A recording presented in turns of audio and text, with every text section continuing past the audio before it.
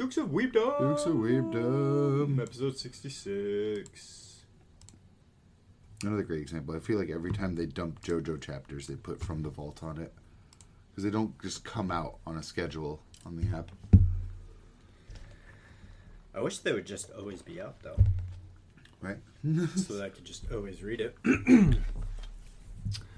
Blade of the Moon Princess, by the way. Just happened to see it on the Shonen app, and it's from the same creator as Spy Family.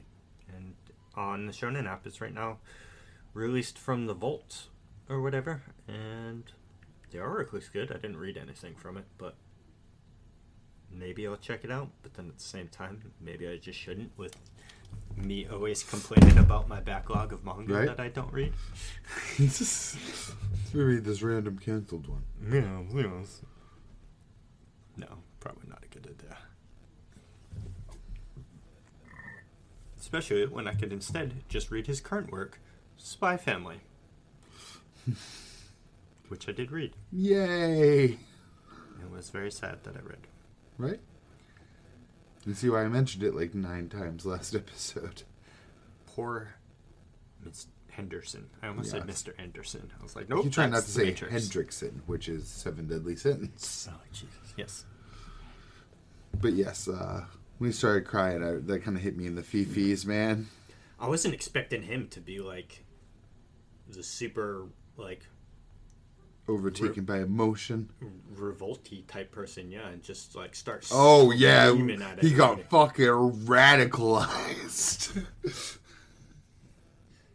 I'd say it's more the other people that I radicalized. He just fucking was through with the fucking propaganda machine.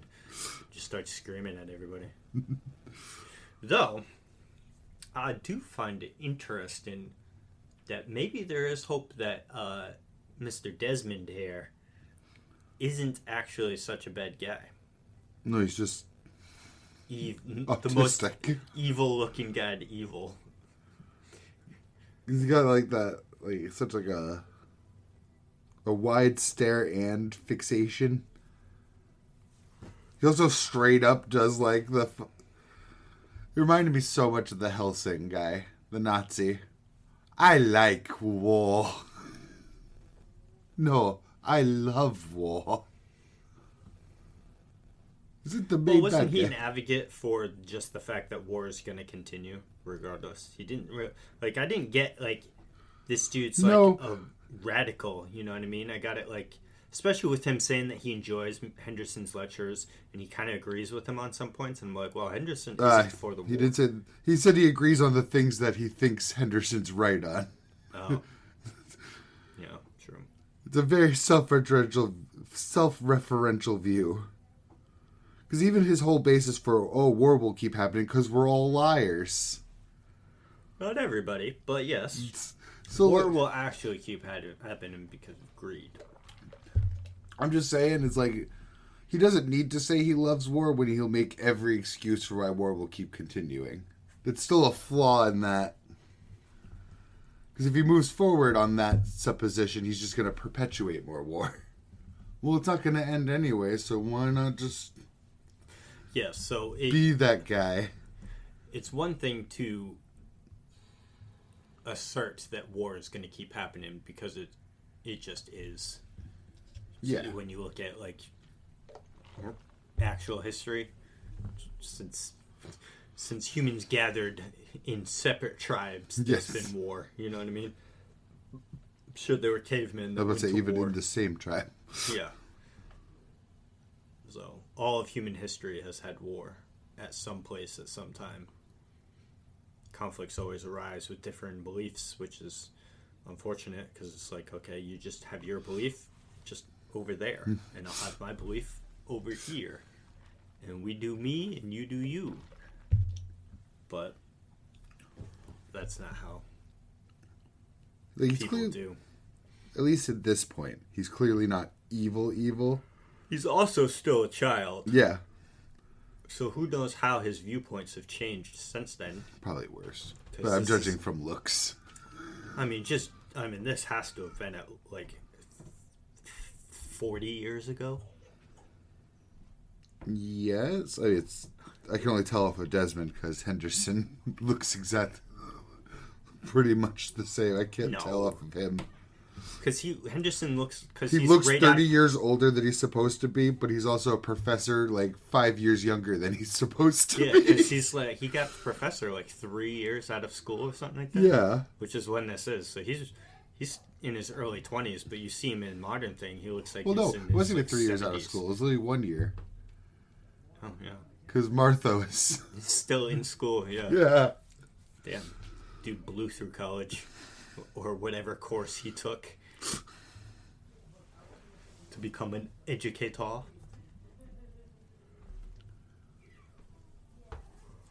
She volunteers for the front lines in the women unit.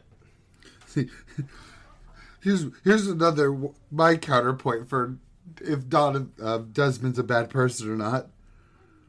Excuse me for saying so, but you're a fool, and one shouldn't expect anything of those who, in their foolishness, have disappointed you once already. Oh! Savage. A child said that. Yeah. No, he's ultimately gonna be like just a paranoid basket case, is the way I see him. See, because it seems like Operation Strix is all about convincing this dude to end the war. Because you can't just kill this guy and end the war. He's not... No, they're gonna pick up from there. What do you mean, pick up from where? Pick up the war from there. It's not gonna just kill him, war over. Oh, yeah, no, that's why. He's not even like a supreme leader or anything. Exactly, Like, he's just a high brass dude. yeah. A dude bro. I think he's the... Well, they did say he's like party leader, but I don't know if he's not like leader. Unless he's running for office. Maybe. I don't remember. I don't know either. It's been so long. Let's We're find 99 out. chapters deep. Whatever. Desmond rank. Let's see what he is. Not Damien. Yeah. What's his name? Donovan? I think it is, but it's so hard to tell because they all have D names.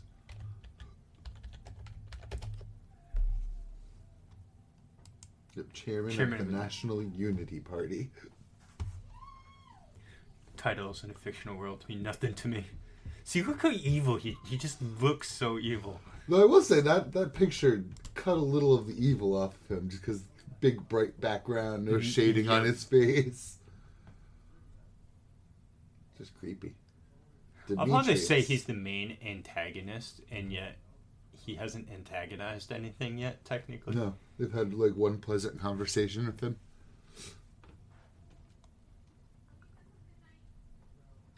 I don't care about relationships, so There's nothing to go off of. it's really not. I was hoping there'd be more of a description of, instead of just party leader, be like, oh yeah, see, that shading right there really brings it out. But yeah, I don't know. So party leader could be really anything, right? Yeah. Because usually the party leader is also the candidate, but not really, but maybe. I feel like if he was a candidate, Operation Strix would be on a much tighter time frame because you'd want to get in his pocket and in his ear to convince him before he gets elected. But like we said recently, too, I think they are on a time limit, too.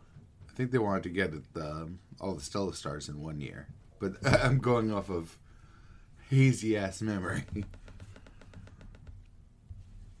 What is the Stellar Stars? How does that allow them to do anything with? Is it just give? Once you get enough, you get to like the high society of the school.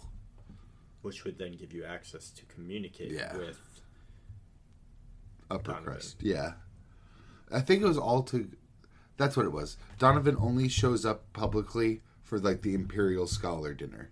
So they have to get to that to get in the room with him. Except for that one time Lloyd was super awesome. Yes, and he showed up and then had to apologize that his daughter punched him in the face.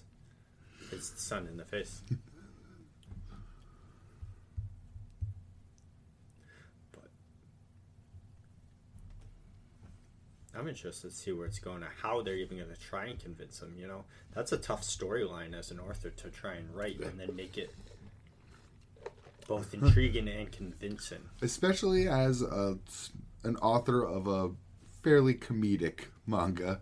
Yeah, when then suddenly throws in serious bits. Yeah, I would say it doesn't lay like those like long-term serious breadcrumbs, but that's what hasn't needed to. Right, because you can't just have them like, okay, we have our 5 stellar stars, we go to the thing, and then We're it's over. like one chapter, Lloyd convinces this dude to end the war. Is like, it war I'll bad, do that. bro? Yeah, you know what? War is bad, bro. Yeah. So it's like, I'm sure. But at the same time, the author is, like, he went to London recently with that point chapter you're saying. They just went there to do research. So he's, like, really getting out there in the field. I don't know what research he'd be doing in London for Spy Family, unless it's any just fucking excuse to get out of my office. Yeah. So he's obviously done like prep work for whatever he's planning.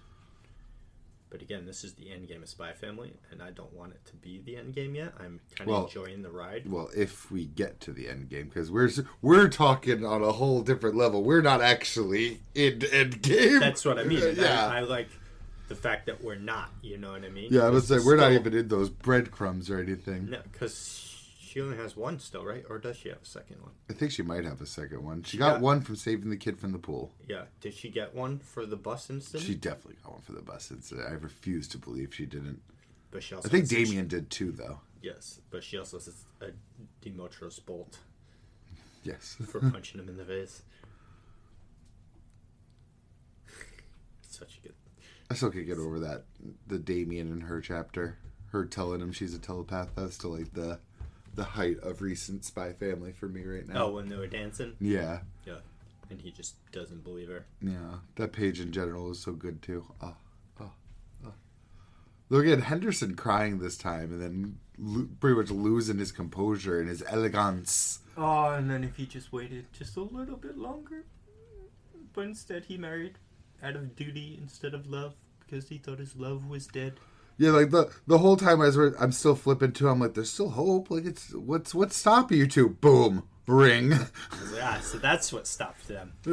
So whoever this new person is, I would assume is maybe not in the picture anymore. If this still, and they're just still holding on to old awkwardness. Yeah.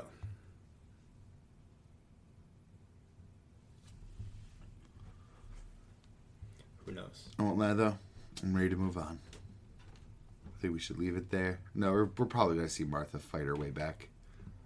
That's fine, though. She's cool. Fight her way back to what? Home. Well, she's all fucked up. Is she? Well, yeah, in a cabin somewhere. Yeah, true. So she's not... Somewhere near the east-west border. Yeah, she's still on the front lines. Yeah. Watch that be in, like... quote-unquote enemy territory, because we also have to remember we're viewing this through the other side. This isn't Lloyd's side. Yeah. You know, Henderson and Martha are from Germany. Yes. I'm just gonna fucking call it Germany. Yeah, from the Germany of it. But I think it's the one thing with Spy Family that always gets me. It's true. We're all human, but it's like... Are you, though? Because I see fucking, like, you're kicking cars across the street. It's just so weird to have everybody so war-concerned and so anti-war in a world where you have two warring countries. I haven't seen enough of the pro-war, is, like, kind of where my head's at. Mm-hmm. We only see Kid Donovan really sticking up for war. True. But aren't they in like a ceasefire station right now? They're in a Cold War. Yeah, like a high tension. They're having their Germany and Russia too. Which means how long has this war been going on too? Because if Henderson was that young and now he's this old, it's like could be 5 years. Like he. No, because I mean then Donovan. I mean then to now. Yes. That could still just be Well, no, because Donovan, Donovan, yeah. and he has fucking mad kids now. Yes, true. It's a whole 10 years. I don't know. Damien's oldest brother looks pretty... Well, at least at that time, that's when the war was still active. So somewhere between then and where we are, the ceasefire happened. Yeah. I think I need just a little more. I mean, it's a comedy manga. I don't need anything. Just keep being good. But I would prefer if we start building up the war and the world a little bit more. Well, that's what they're doing right now. Yeah, right? Nailed it. Because I felt it before, too. Because, I mean, it's a comedy manga. the only time they can do that is when the times when they step away from Anya. Because you can't build that through Anya's perspective. Unless she's totally kidnapped again. Yeah. You're right. Because normally when you see through Anya's perspective and stuff, that's when all the comedic elements happen. Like all the funny stuff. But when Anya's not in a chapter, then you know typically, not always, typically that chapter is going to be a more serious tonage of the more serious tone. Yes, typically. Because there's also those, like, single your chapters. They're just her bumbling Bond about. chapters. Or, yes, best boy chapters. Bond and Lloyd chapters. Bond sucks the serious out of Lloyd. That was so funny when they were going around trying to defuse the bombs or something, right? So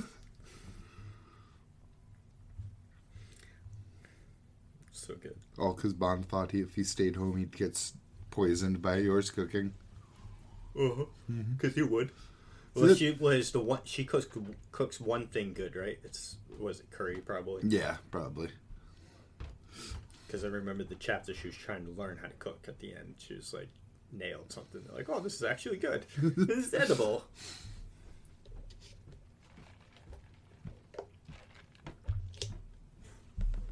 Yeah, it just needs to keep being funny, though. Yes, agreed. But it will be. It's Spy Family. You know what I mean? So it's not like it's definitely not going anywhere. No. Top 10 of the last 3 years, right? Manga sales? Oh, yeah. One of two wishes, actually. Either we push that world building a little bit more, or we take any kind of meaningful step in the will they, won't they. One or the other, please. Preferably the other. So here's my issue with the will they, won't they. They're fucking 5. Oh, not that one. I meant Lloyd and Dior. Thank God. Yes. I meant Lloyd and They Dior. better will. They will. They better. The most I want for a will they, won't they there is maybe like a tea party and a confirmation of friendship. Yes. Don't need to get That's the only time I'm going to want an head. epilogue that has a relationship. It's the only time in the world. Yes, in the epilogue specifically. But that's going to be some fucked up animation. I just know it. The same way Demon Slayer screwed the pooch on theirs. Well, because Anya's with Henderson. I don't want to time skip. I like Anya the way she is. You know, I'm okay with that only for an epilogue. Only for like that quick. This is how Anya's life went from there. Yeah, and like chapter 250 or whatever. I don't know how long Spy Family's going to go. I'm just throwing numbers out there. So that'd be fine. Or for maybe the last like arc, like the one story arc. So the last like 25 chapters you skip to a little bit older. I'm okay with. But I want to go through the like 80, 85, 90% of the story in this time. I don't want this 1 year period where I literally want 1% times, like 0.5% time skip. I literally just want to see. I literally want the scrolling text at the end of the Mortal Kombat arcade mode. You know what? This is how Kano's life went after winning the Mortal Kombat tournament. So the last 5 minutes of R2 Code Geass. Yeah, literally. Everything's okay now, Lelouch. Yep, narrating everything that happened after. I love that sequence, too. Yes. And the music. Yeah, that's exactly what I want. The perfect ending. And, like, I do think Anya and Damien are cute, but again, in, like, a hold hands, let's go check out the river kind of way. Like, But but I also want more will they, won't they from your and will. Yeah, that's the one I really meant, though. I want some sort of meaningful step there. Let's be real. We've gotten more meaningful steps towards the Anya Damien one than Lloyd and Yor. Yeah. We've gotten some drunk moments at the beginning, which is more comedy elements, but there's been nothing else from that. I want to see more stuff with fucking Donovan's wife. Crazy. Yes, crazy lady. The Desmonds in general, I just find so interesting. Damien's a really good character, and then all the rest of them are really interesting. Damon's the only normal one. Our only window into what it's like to be in there. I think that's the window that I think Plan B is going to be the one to go through. Because I don't see any universe where Lloyd convinces this guy to change his mind. I mean, I see a universe where Lloyd could do that. I don't see a universe where Anya could keep her shit together long enough to get that many Stella stars. Yes. Yeah, that's a bigger hurdle. That's a bigger hurdle. You're right. Getting Lloyd in that room together again. But then Plan B would work much better for that if she's actually friends with Damien, and they hang out. And Yor's already friends with the mom. Lloyd's already met Donovan. Like, there's a lot of getting your foot in the door here. Yeah, so that seems to be they more know the way the Forgers. Yes. Martha stood up for them last time that she knew the Forgers. So I remember it was Yor arguing. I think it was with the office lady. And then Martha comes up and she's like, "Oh, Yor, hey!" Yes. No. She's fucking psycho, though. Yeah. Like, does she love Damien, or does she hate that she loves Damien? We need a family dinner. That's going to be like the ultimate. That's what what it's all. Or does she love that she hates him? I think that's what it's all building up to is a family dinner. It's going to literally be the three of them and the three Desmonds. Not including Demetrius. The other, obviously evil-looking guy. Yes. The one who inherited Donovan's eyes. and whatever void they look into. And like a watermelon-shaped head. Yes. Demetrius.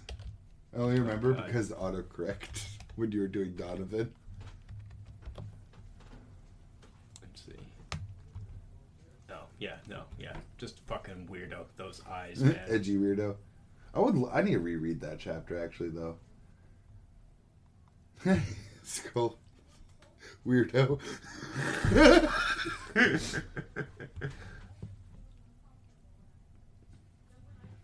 That was such a good fucking chapter, too. When you finally meet this guy? Yeah, and when Demetrius finally speaks, like, towards the end, too.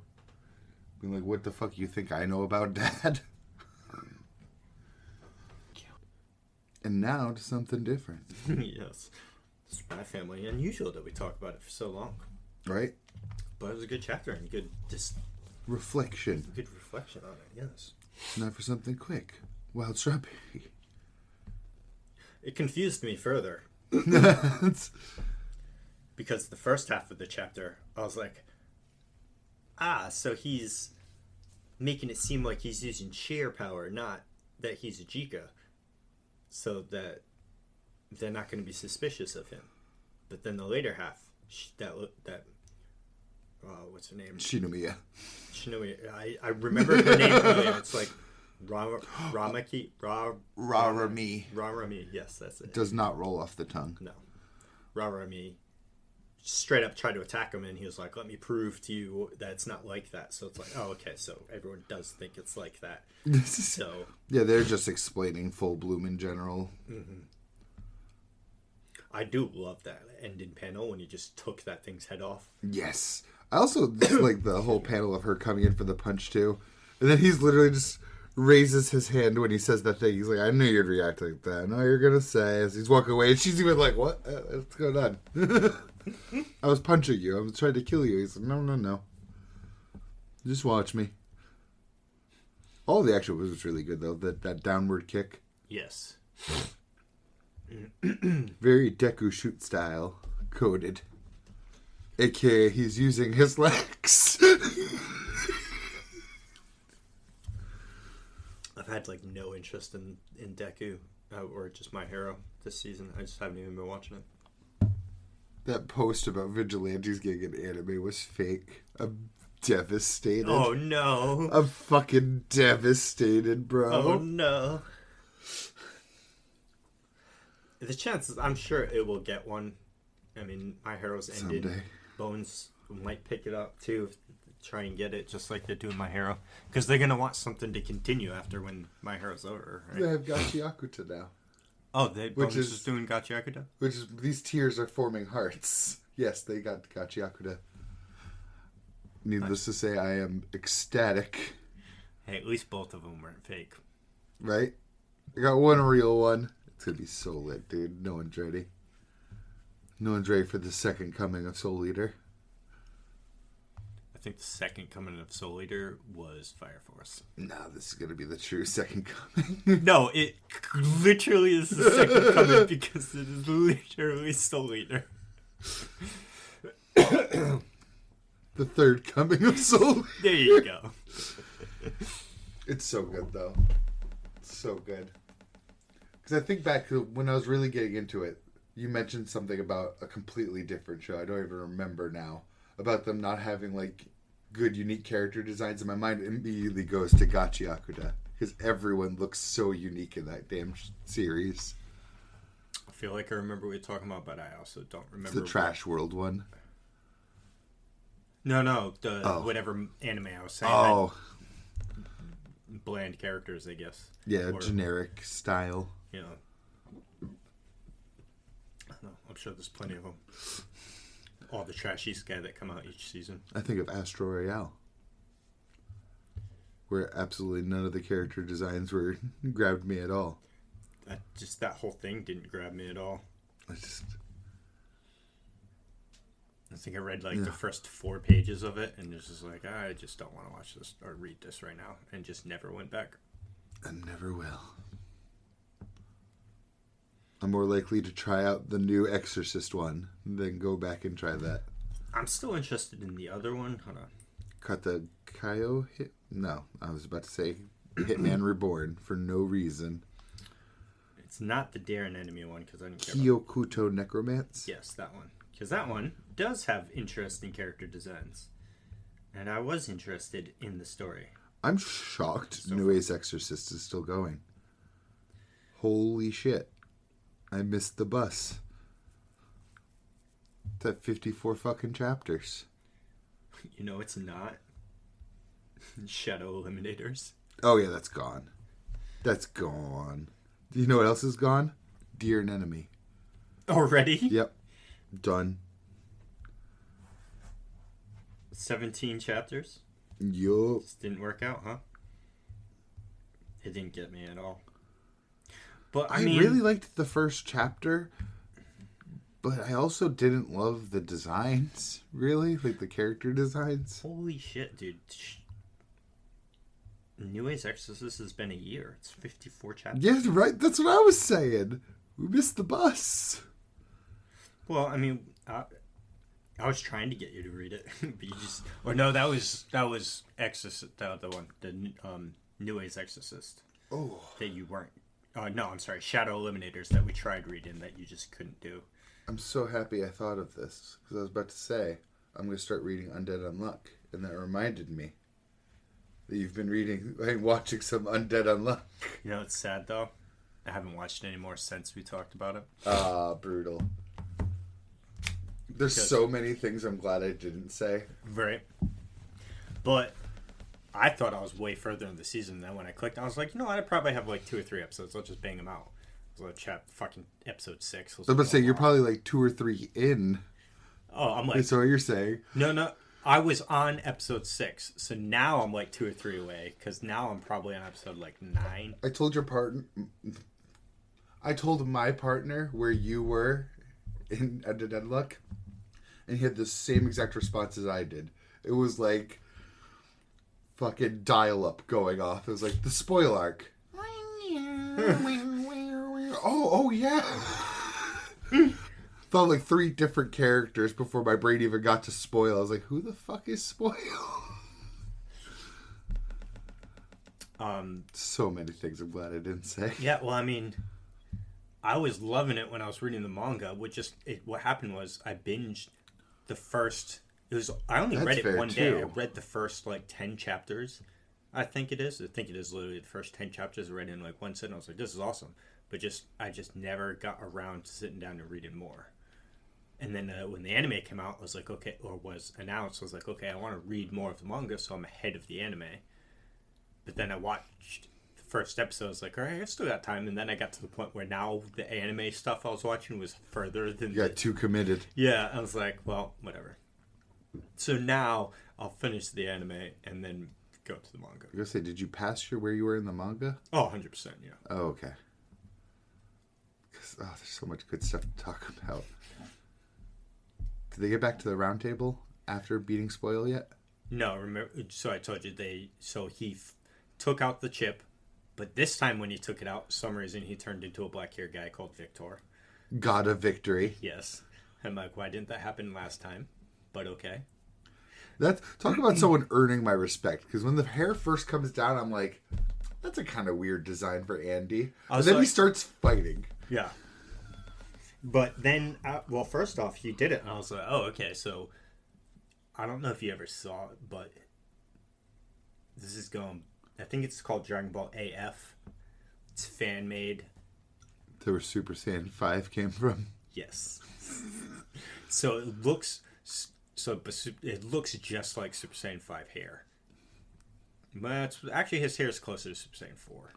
But Super Saiyan 5 is it's also not canon. All fan-made bullshit. So it's whatever. But it was just cool designs and good transformations. But it kind of looks like a Super Saiyan 5, but the hair is black, so it's Super Saiyan 4. It made me think Gajeel. No, yeah. Right? Yeah. A little bit? A little bit. Another anime that fucking just went through the shitter. So, so you told me it ended... So where I stopped was when what do they call it? The order that they are part of. Shit. No. Union. Yes. I think all of them just showed up to fight Victor, and he fought them briefly, and then he teleported over to his sword, and then the lady with the face mask that looks just like the dude from Gundam Wing. Mm-hmm. Mm-hmm. I don't remember her name, but I love her. She took out her sword, and they walked towards each other to where they're gonna clash swords. But that's where the episode ended. So it's all of them versus Victor. So I was just trying to think if I remember what her power's called, but I don't think I do. I don't think it told me. So I was but I don't think it really matters because based off what we've seen, Shin and Unluck, I forget her name. Fuko. Neither one of their powers worked against him, so maybe he just negates powers, but then he has his own powers, but also now covered in scars too. It's like, oh, that's interesting. It's a lit fight. Love that fight. All my homies love that fight. I like the whole spoil thing in general. Just like the zombie nurse that he gave the bride. I thought that was kind of cute that he just let her live out her dream quickly, and then she gave her life for the kids. Undead Unluck is this weird thing for me because we were just talking about not being pulled by designs.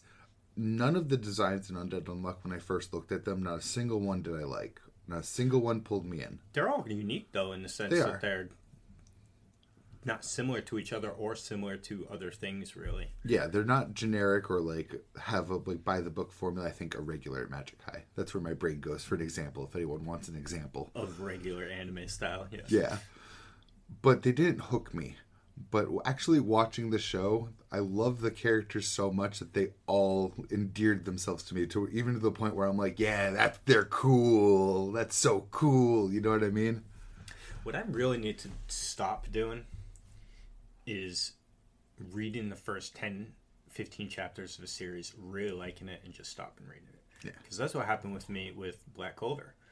I got the manga volume way back when, volume 1, when Anime Loot Crate, I was subscribed to that way back in the day, and I read the first volume physical.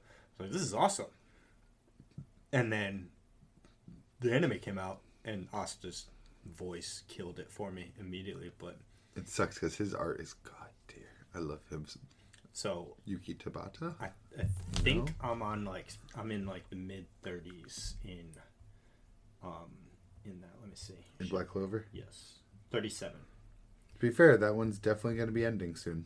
Oh my god, 371 chapters. I'm only 2 behind. That's one I'll be very happy to talk about. But speaking of happy to talk about, before we jump off it, try to watch at least I want to say 2 or 3 episodes, because there's some very interesting world building in Undead Unluck that you're just about to hit. Okay, so I already know a spoiler about Undead Unluck, but I don't want to say it in case you don't know it. So. I think we talked about Victor's age before, so I think I'm thinking of the spoiler, So, again, this is out of context. I don't know if this is how it actually is, but it seems either Victor or Andy or both of them are reliving a repeated cycle. It's funny because it's not even the most interesting part to me of the world building, but that does tie in a little bit to what I'm talking about. Yeah, because I remember looking his age up one time to see how many years he was, because I thought it was 200 or something, and it says 1 billion, and I was like, what? This is going to relate specifically to back when Fuko was painting the sky with stars in it, and the girl was like, what the fuck are those?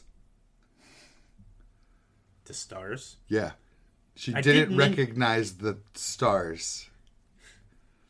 I did pick up on that. I was like, can you not see the stars in the sky? Yeah, but the way she said it too, it's kind of it was a quick scene. But the moment it happened, I was just I hooked onto that. I was like, what? And there's a payoff to that scene. Cool. In 3 episodes max. Well, so I've been just existing through life the last 2 weeks. Especially today.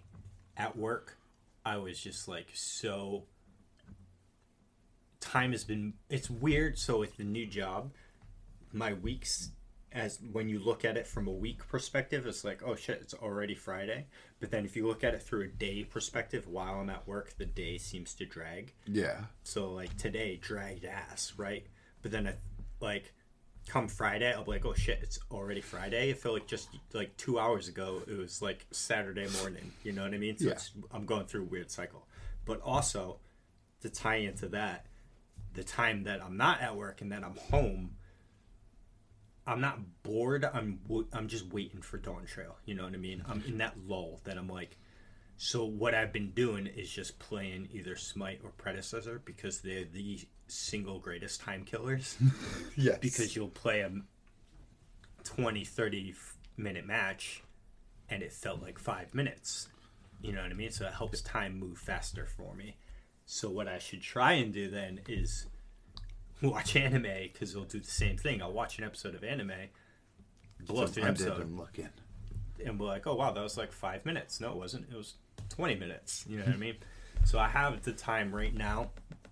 So I'll definitely watch it before then, because there's nothing else I'm watching really. Everything that I'm watching weekly I'm caught up to. Yeah. So, and there's actually not. I cut back on what I was watching weekly so that I can binge it at a later date. I haven't stopped watching Spice Wolf because I was I want to binge this. Speaking of which, they're delaying a couple of dub episodes of Kaiju, so I'll be putting off watching Kaiju. Why? I know, it's only 2 episodes left, max, right? They said the dub versions are dropping first week of July and second week of July. Maybe there was some kind of issue with one of the cast members. Maybe fell ill or something. Because, it can't be easy to simul-dub this shit. Hats off to them for doing it 10 episodes straight so far. They haven't missed a single time. Yes, literally. When I log on to Crunchyroll Saturday mornings when I watch my anime, it's right there and it says watch it live. And it's a good dub. They have a good performance to it, so it doesn't sound like they're getting beat with hammers. So, hey, whatever they need. But I will be waiting for those dub episodes. I'm not going to watch 10 episodes dub and then switch to sub. Yeah, which is kind of unfortunate though, because like I said when I was talking to you, I don't know where they're gonna end Kaiju. Because have you seen this week's episode yet? Let's dive right into it. So it ended with him getting arrested. Well, yeah, where I thought that's where the season would end. Same. I thought that would literally, this cliffhanger, I thought would be the end of the season. Not so. When we talked about this last week, and I looked in the chapter count and saw that there were only 3 chapters away from that, I was like, "Oh, it's going to be next episode." No way, it's not, and it was this Indeed. episode. So I'm like, I haven't then looked for the next 6 chapters because that's what I would assume. They seem to be doing 3 chapters, ish, because this was chapter 32 is when he gets arrested, and then chapter 10. So they fit 2 extra chapters somewhere in there. But I'm guessing somewhere around 6 more chapters ish, depending on what's in those 6 chapters. One of those chapters is definitely just the team sending him off, because it's him being like, "Oh man, they all know I'm a kaiju now. They're gonna hate me. They're gonna put me to death and shit." And then as he's going, spoilers for anime onlys. Click off now. Click ahead 3 minutes or something. As he's on his way out, the whole squad is there to thank him and salute him, including Mina and Hoshina and everyone. So he leaves his getting arrested crying, and they're like, "We're gonna put in a word for you." Then is when he wakes. I think he just wakes up at the facility General Lisa was at. Yeah. And they're behind the glass. So I'm assuming that unless they add a whole lot of content, that those are going to be compacted into the same episode for sure. Because you can't spend a whole episode on that send off. Oh no, dude! What was I watching? Oh, I think it was Undead Unluck that you said that they did flashbacks to something you saw the episode before, and it was like it's begun. Full 3 minutes of it. The kids. I am so happy you're early in the season now, because now you can see just how much they do it. Don't let it ruin the show, though. It keeps going. Because so in the spoil arc, they flash back to something that happened in the same episode? No. Because that'll happen. Oh my god. That will happen eventually, I swear to God. Brutal. Even One Piece doesn't do that. They bought that budget, man. In the worst of One Piece pacing, they didn't even do that. There's a reason why Undead Unluck looks so consistently good. And it's because they bought that budget through flashbacks.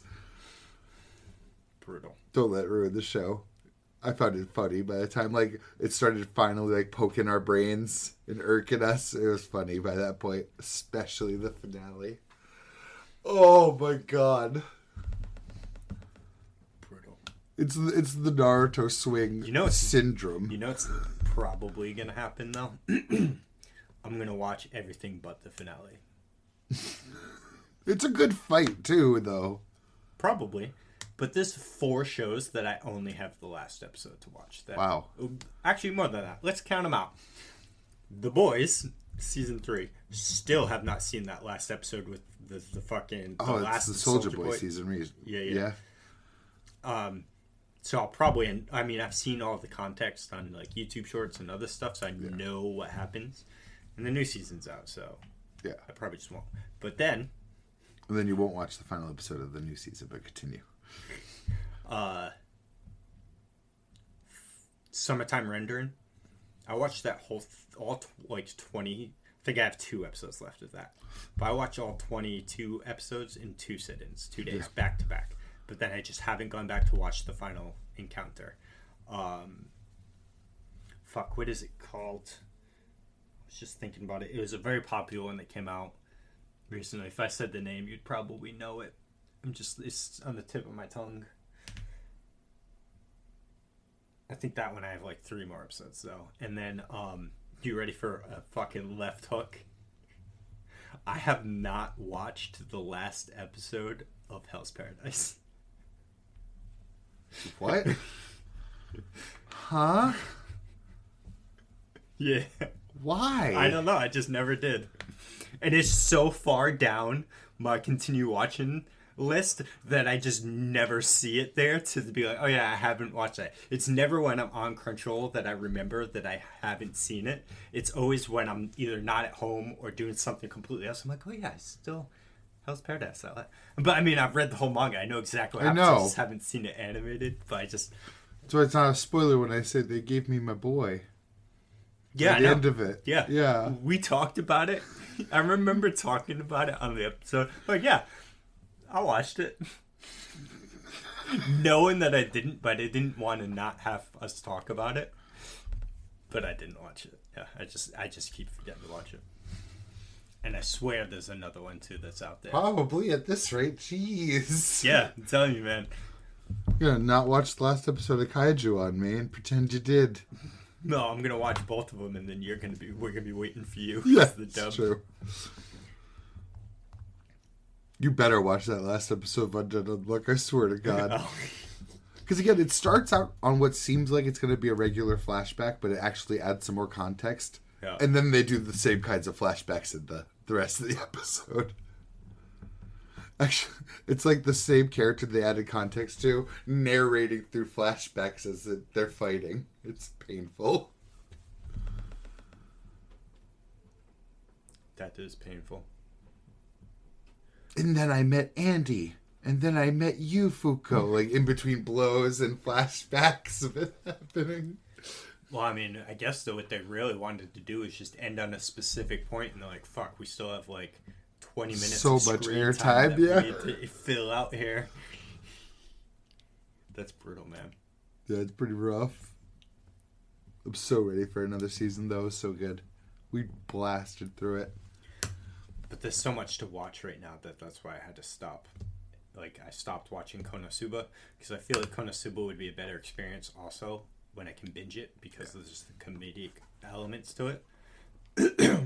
Spice and Wolf was just a more of a... I would rather watch this just continuous. Give yourself up to it. Yes. And I also want to watch that Power Rangers one. Go, loser ranger.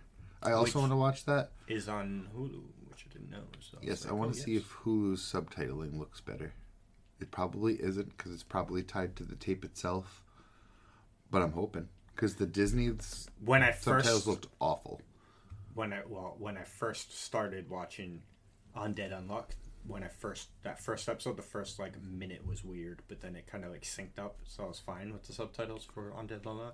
It didn't even have like a syncing issue or even translation issues. It said it has a black background on the text and it's super high up. Oh, Hulu's isn't super high up. It's down at the bottom, but it does have the black background. Like if this is center screen, it's like up here. Like it's like right under center screen. It pisses me off.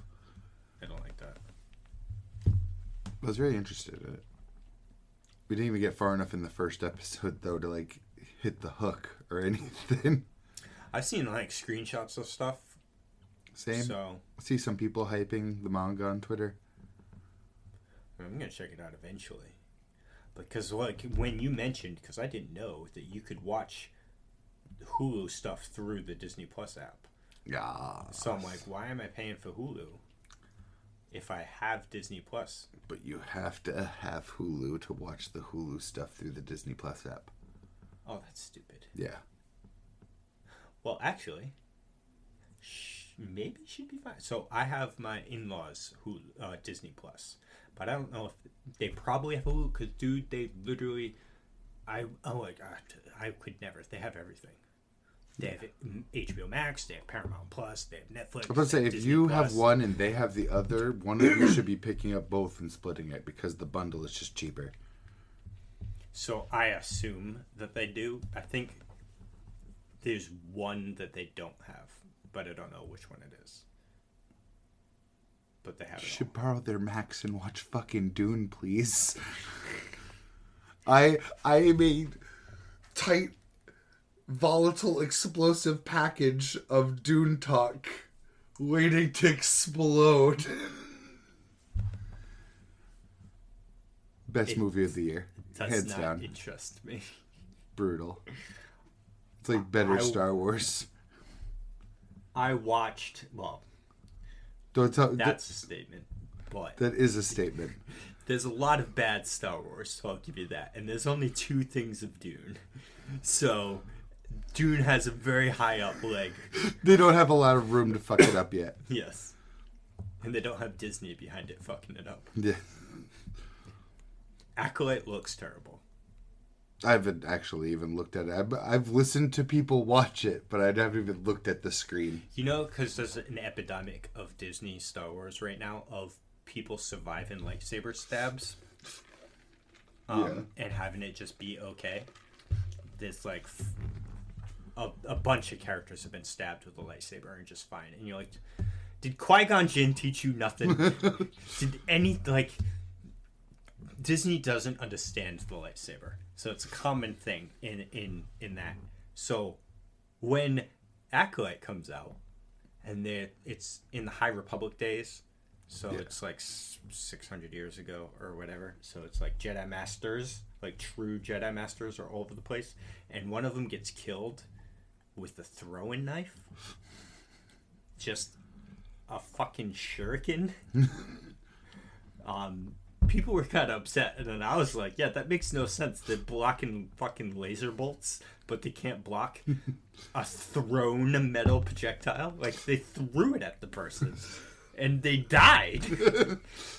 I was like, what? Kylo Ren took that fucking crossbolt thing to the gut and hammered through, and then got stabbed by a lightsaber in another movie and was fine. I was just like, there's inconsistency. But people are saying that it's probably the haters. I mean, I can't say that it's bad because I haven't watched it, but I've seen people say it's bad. But every new Star Wars, I haven't heard a single person come to its defense. In their defense, because some of it does sound like culture war bullshit, but there's also a surprising lack of people being like, well, actually, it's pretty good. That hasn't been a single person. You know, the last thing I heard that about was Kenobi. Because there were people trying to say Kenobi sucked, but then there were a massive amount of people like, yeah, no, bro. Actually, there's ones for Solo, there's ones for... Okay, well, I doubt there's any for Solo, because I heard... There's a lot of people that said it was a good movie. Oh, I've heard quite universally it was a bad movie. I've avoided it, because Han Solo is my father-in-law's like one of his favorite characters, and he was not a big fan of the movie. So I'll take, and he loves everything Star Wars. You know what I mean? Yeah. Even the bad Star Wars. He's the more. Yes. So if he tells me something Star Wars is just not that good, I'm gonna skip it because if he thinks it's not that good, I'm gonna think it sucks. I feel like this is the next Book of Boba Fett. No defenders. Yeah. There's people that are calling out some people's criticisms, but they're not coming back with, actually it's good. They're just saying your criticisms of it is stupid. I can see people saying the first 2 episodes of Kenobi are quote unquote bad, but it's not that it's bad. It's slow and it's set up for the payoff of the other 4 episodes that are just banger after banger after banger. Star Wars just gotta get out of this fucking timeline. I'm so tired. They are though with Acolyte, but then it turns out that it's bad. Just packing it so fucking tight. Kenobi is great, and I think you would like it. Based on how we grew up on Clone Wars, because there's a lot of Clone Wars stuff tied into it. Ugh, tied in. Ugh. It's, well, not really tied in, but you get that Clone Wars feel. Because it's like... I watch it only for you and McGregor. Well, that's the perfect reason. I know. The only thing that makes me worried is that it got approved for season 2. And I'm like, after what you put in season 1 to make it a season, how are you going to make a season 2? Because there is only one... I'm offended. There's only one other thing that... Obi-Wan does on Tatooine, and it's already been shown in Rebels. So why would, and it's quick. So why would you redo it? Ezra goes to Tatooine, finds Obi-Wan, talks to him, and then Maul follows him there, and he finds Kenobi, and then Kenobi beats Maul and kills him. I couldn't care less about him too. I couldn't care less about any of that. I never cared about Obi-Wan's time on Tatooine. I called that shit like when Kenobi was announced, I called that's the timeline it would be in, and I was so displeased. And the only thing, because even in the old EU, Maul does find Obi-Wan on Tatooine as well. The situations are completely different, the fight's different and everything. And I'm pretty sure Obi-Wan still kills him there. I'd rather see Vader take on the 5 Jedi like he did when looking for Kenobi. Oh, he does back that in all the time. old canon. Oh, yeah, when they're like, we have you surrounded. He's like, I'm surrounded by his fear. Yeah, and he literally... And dead men. He came out like all fucked up, but he killed 5 Jedi that he fought at the same time. It's because he didn't... I forget the context, but they did fuck him up for a while. But he still won. Yes. Because the only other person that fucks him up is... Again, I don't know, because this could also... They've been doing Vader comics since, too. And I don't remember which one this is, but there's a librarian at the Jedi Council that he fights, and she kind of fucks him up too, because she does the Mace Windu to Grievous and fucking crushes his fucking respirator or something. Because there's only really 2 Jedi that ever give Darth Vader a run for his money in a one-on-one thing, and that librarian is one, and then another Master Jedi, but both of them, Vader kills them. And then that other one, the 5 Jedi Masters versus Vader, and Vader's just so strong. I remember the day we learned that happened, because it was a poker night. We're just like, how strong really is Vader? Because we were looking up Sith Masters, and like, there's nihilists pulling the Force out of people and shit. It's like, well, why is Vader the strongest? And we looked up examples, and we got them. Yes. I would still say that Nihilus and Bane would probably beat Vader in a one-on-one. Because, well, the Vader we know, the one in the suit. And Revan, but Revan's such a big asterisk because he's a player character in a video game. Like, the Warrior of Light could do some pretty crazy shit too, no duh. I don't know if I could take that as true canon.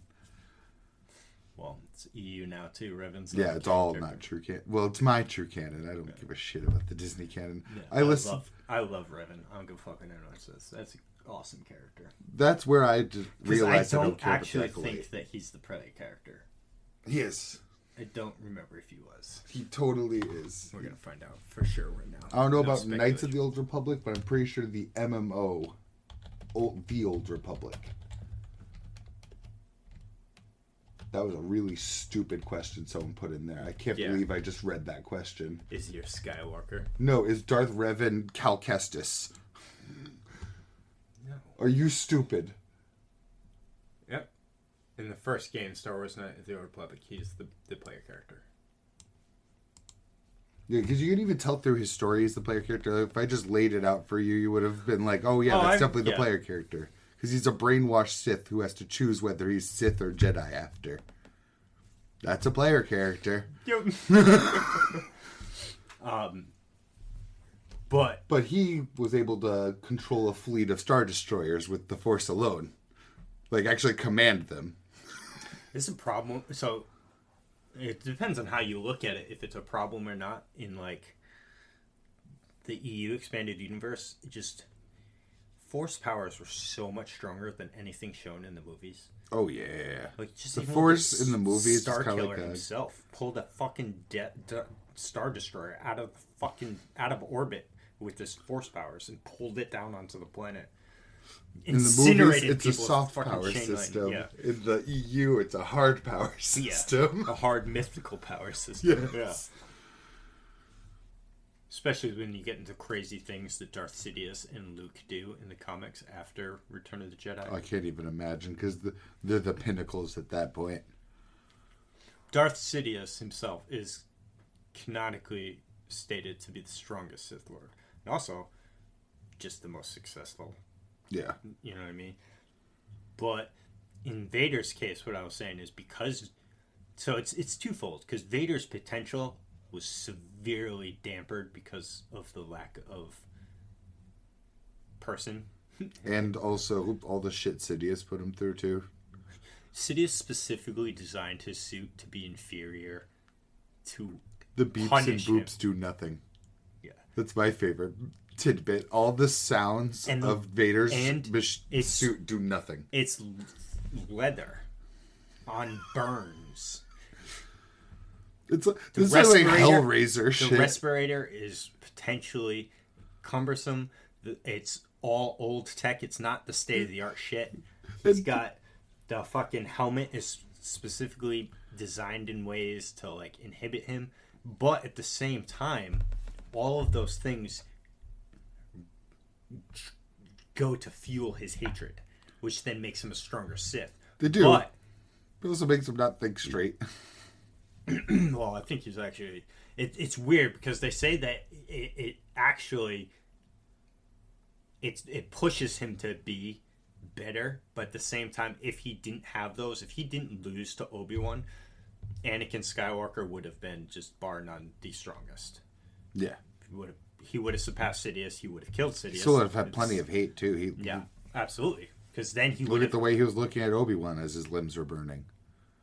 He would have... So... If you just slapped some Grievous legs on Anakin, he would have...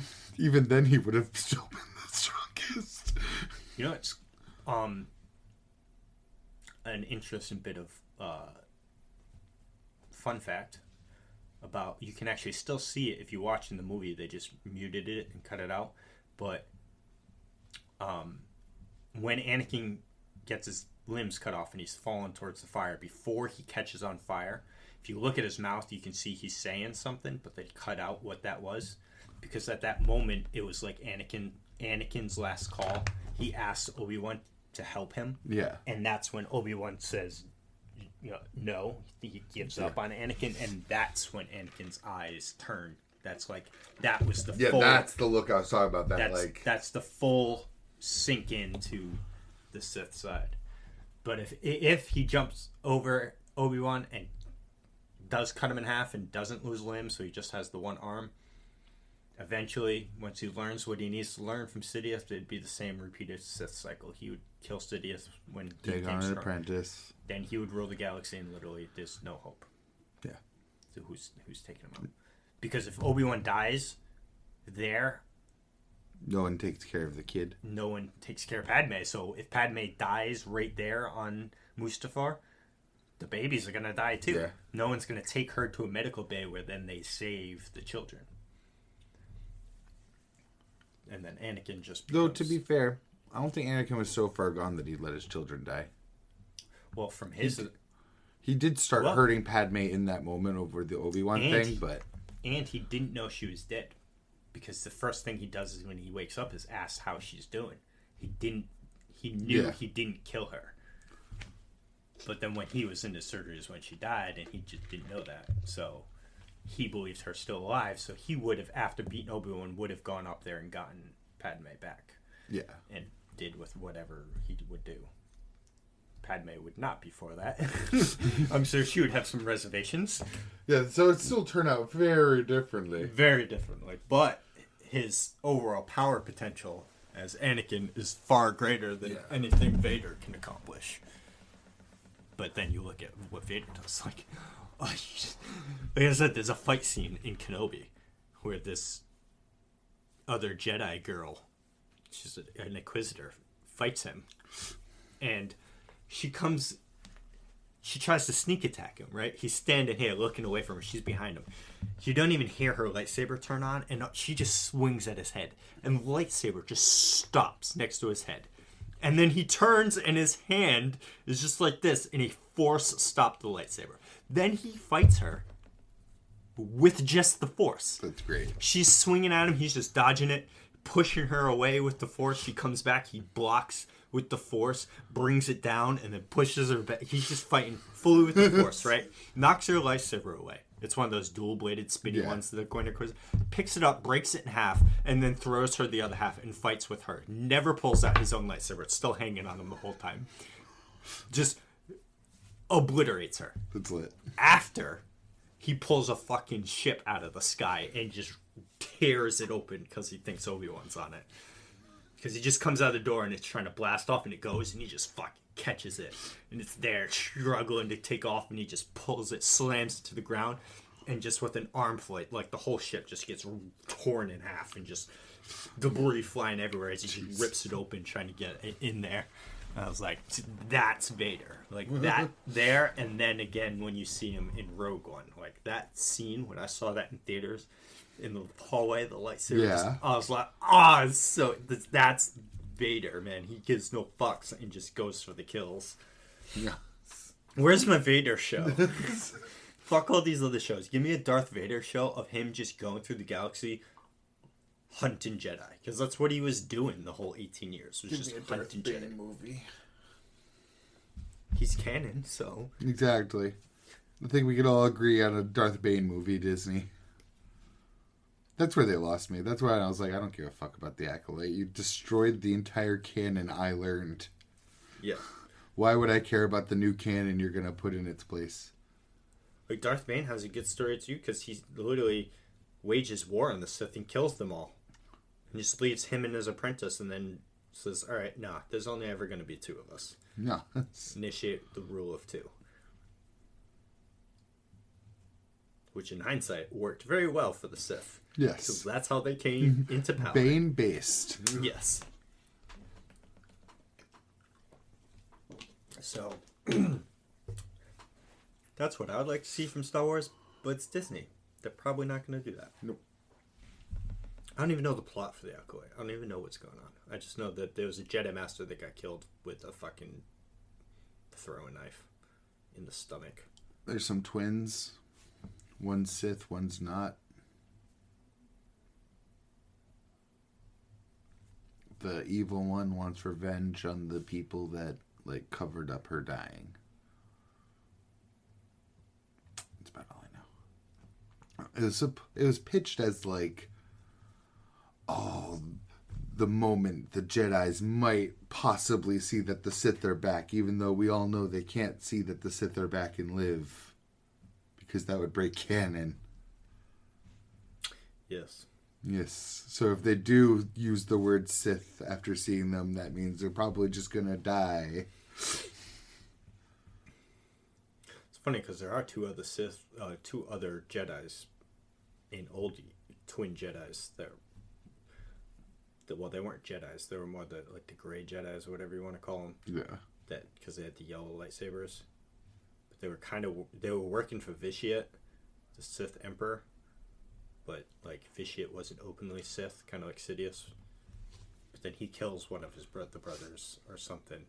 It was one of those epic fucking Knights of the Old Republic fucking cinematic trailers. I was just about to bring up those because I just rewatched all of the Old Republic trailers, the ones for the MMO, which are fucking fire, man. All of them are. All of them are. But specifically what you made me think of, because the yellow lightsabers, there's one where the mother's getting back her daughter who was taken back from the Sith, and there's like 8 Sith on a bridge with yellow lightsabers, and she takes them all out. It's just the sickest fucking scene. I forget his name because it is one of the big Sith names because it's not Bane. Malik? Yeah, Darth Malik. When he comes in and he crashes his thing into the fucking Jedi Temple, yes, and they all come out. That, of course, that's the best one. Yeah, it's fucking lit. Because then, I'm pretty sure it's the one that has like the bow staff lightsaber, the dual-ended one, but it's longer.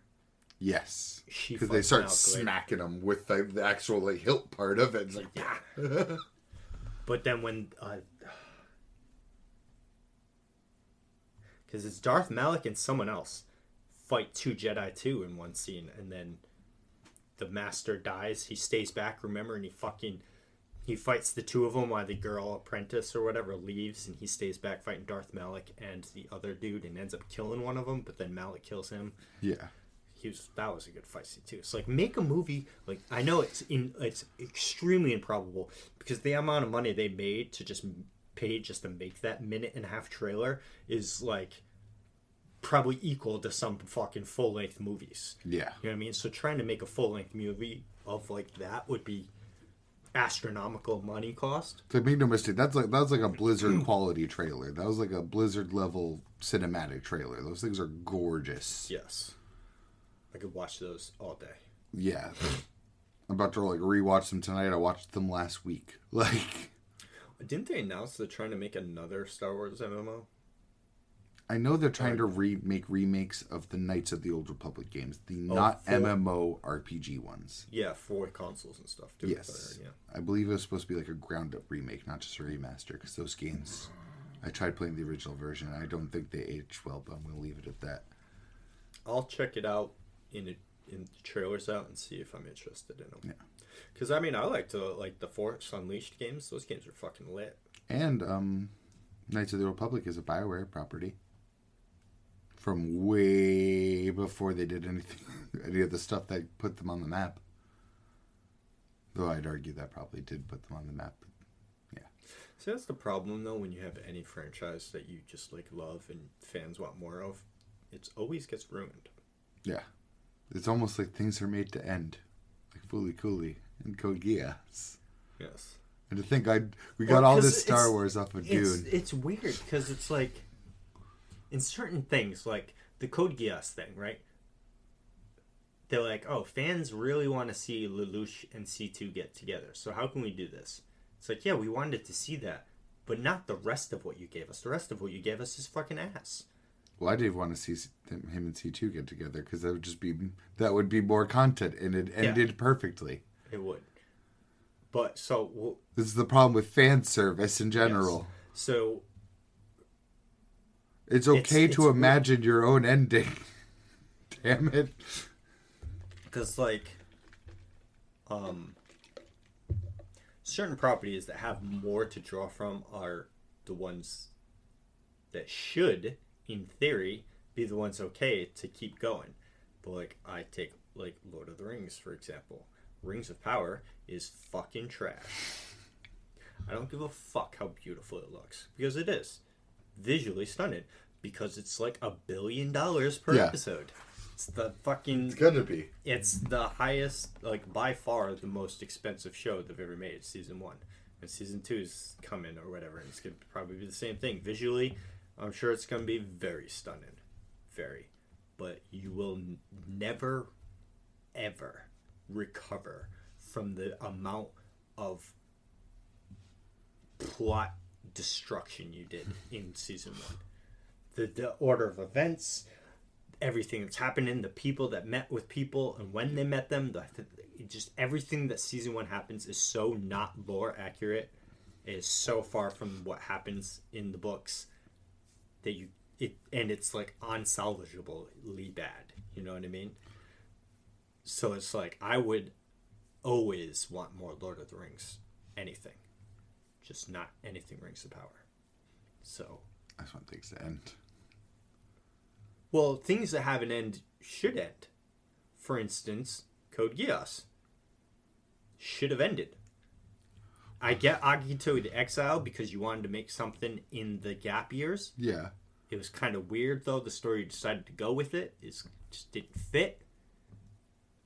But you shouldn't have made anything after it, because even if you made something after it that didn't have Lelouch and Code C2 in it, you'd have to have conflict in there. But if you have conflict in there, it defeats the purpose of the ending of Code Geass, so therefore don't have anything more. Well, even Fooly Cooly. Fooly Cooly has infinite possibilities based on its ending, and I still don't think it should have gotten any more content. No. But like then Game of Thrones. Game of Thrones ended, yeah, but then House of the Dragons came out because it's another book. It's another story. That's prequel, separate. Yeah. Yeah, that one makes sense. Lord of the Rings. Well, I counter again. How many people really liked House of the Dragon? Everybody. House of the Dragons is fucking lit. Yeah, House of the Dragons is really good. I heard nobody talk about it but you. Really? Everyone is talking about it. It's on right now. I didn't even know it's on right now. I literally haven't heard anyone talk about it. Yeah. No, it's all over the place for me. And I don't even search for it. It just is in my face. And I'm like, listen, people, I kind of don't want the spoiler. I didn't even know it's back. Everyone was talking about season 1 when it was airing. Yeah, no, it was huge. I didn't cop a single spoiler because I heard no one talk about it. We talked about it on here. When it was airing, I mentioned stuff about it. Yeah. It's really good. And it's honestly, it saved... I don't want to say it saved the franchise because, like I said, the last 2 seasons of Game of Thrones, quality-wise, to the first 6, is a serious downgrade. And it doesn't help that that's also the most current continuity-wise. So even if House of the Dragon's really good, the most current thing in the timeline is really bad. So like something like House of the Dragon, Game of Thrones, there's a wider world that you can pull from and keep doing stuff in that world. Just like Lord of the Rings. The Lord of the Rings is the end of the story. There's so much that could be told elsewhere, but the problem is writers changing things. Not even writers changing things. You get different writers. The people that wrote and screen wrote and all that stuff for the Lord of the Rings and made it successful aren't the next people to do The Hobbit or the thing after that. Which, well, the people that did The Hobbit are the same people. Are they actually? Yeah, which is unfortunate. Yeah, but that's kind of shocking because I liked going to the movies with you guys for it, but I didn't really like The Hobbit that much. It should not have been 3 movies. It definitely shouldn't have been. You could have done that in a long 1 movie. Maybe not. I mean, maybe 2 movies, because Guillermo del Toro was going to do 2 movies, but then he pulled out and just gave it to Peter Jackson. Because he was originally going to do it, the dude that made Pan's Labyrinth. I'm interested to see that kind of cut. Yeah. Yeah, so he was originally had the rights to direct the movies. But then something happened in early stages where he somehow pulled out and just gave it back to Peter Jackson or whatever. So Peter Jackson did it. But it shouldn't have been 3 movies. And they added a lot of stuff that wasn't in the books because it's 3 movies now. They have a lot more content to fill because it shouldn't have been. Even the Lord of the Rings movies, there's a fuckload of stuff that was in the books that's not in the movies, and a lot of things in the movies that were not in the books. Yeah. It's not a one-to-one adaptation. There's a lot of characters that replace other characters that aren't there, so dialogues are given. So it's like, there's a lot different. It's just that those movies were just done really well. So it can be done. It's just doing the source material justice. Like, if you come into it, or... Well, I just think the risk is worse each time you go to add more. Like, there's a higher chance it's going to suck. But then also, you can't please everyone too, which I understand. But let's go back to Fully Cooley when you're pleasing nobody. Yes. And it's just like anything great is never going to live up to expectations. Like Game of Thrones. They had banger after banger after banger for 6 years straight. So yes, season 7 being the worst of the 7 seasons so far, which is still, season 7's not terrible. It's still pretty good. Yeah. It's season 8 that nobody really likes too much because it lost a lot, from what I've heard. It lost a lot of the qualities that people appreciated in the first place. So time mattering, travel mattering, yes, political conversations, tight you'll dialogue. See the first 3 chapters, it takes, or 3 seasons, it takes Aya. Like, how long does it take her to get from King's Landing just to where her and Hound go? Yeah. You know what I mean? Not to mention Daenerys' pilgrimage. Yeah. In season 8, Daenerys goes from where she is now all the way to the north and then back all the way to where she was in a single episode. Yeah. So it just shows... Travel is... Yeah. And then also, in their kind of... in the show's defense, not the writer's defense, in the show's defense, they didn't have source material to draw from anymore, so the writers were just throwing in what they thought would work. So I also heard they're trying to end it because they had a deal to do something Star Wars, but then because of how bad they flubbed it, the deal got pulled back. Well, I mean, because like, you'll watch season 8 and you'll just feel like that certain decisions characters make don't fit with what you would think the characters would have done 3 seasons ago. So it's a bad feeling. Yeah, so it's like, but that's because the books aren't out, so you don't know what they would have actually, what decision the characters would have made in that. So the writers just said, "Oh, I think this person would do this," but then it just didn't work out that way. It's not terrible. It's still worth it for someone that's watching Game of Thrones. Like, I know you're really liking it. You're in season 3 or 4, right? Ish. 4, I believe. I want to say. I would still, because I'm probably going to watch all of it. The first 6 seasons, each one is banger after banger after banger. Season 7 is the first notable drop off, but season 7 is still good. So it's like, if first 6 are amazing, season 7 is good. You know what I mean? It's just good. But then season 8 is Bad. They were trying to say it too when they said it, because they have the battle against the dead army. Yeah. Army of the Dead. And when they were talking about it leading up, they're like, because I don't know if this is a universally accepted thing or if this is just what they were saying, is how the Battle of Helm's Deep is like, in their mind, was like one of the greatest battles in cinema history, which... Sorry, I'm thinking of Dune again. Dune is... I know, it's newer. Battles. It's literally this year. No. Sword battles, right? Doesn't Dune have guns and stuff? They just talk like siege castles. Swords. Okay. Regardless. And giant sandworms that they ride into battle. They said that they were going to make a battle that would put the Battle of Helm's Deep to shame, or whatever. Everyone hated this battle.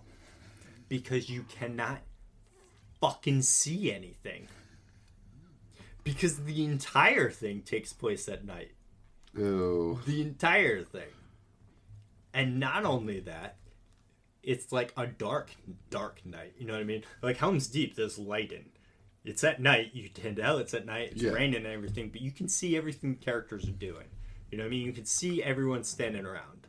It's like I was watching it with the lights off at night. The sun's gone. There's no reflections on my TV, and I'm sitting here struggling to see what's going on. I'm like, this is bad. It's just not good. To caught my mind in a weird place. I was like, wait a minute, everyone in Dune does use swords, but guns do exist, and so do atomic bombs. And giant earthworms. Would they take advantage of those? They literally ride those into the battle I'm thinking of. Like fucking 5 of them. Glorious. It's so good. They nuke the mountains to the north, ride sandworms to the east and west, and push the main force from the south. It's so good. Why not just nuke the main force? They want the actual, like, base. Like, it's also like a refinery. Oh, so they don't want to destroy the base. They want to conquer the base. Yeah. Gotcha. Don't want to drop a nuke on something you're trying to conquer. It's so good. Is it a nuke, or is it really like an iron bomb or something? They call them atomics.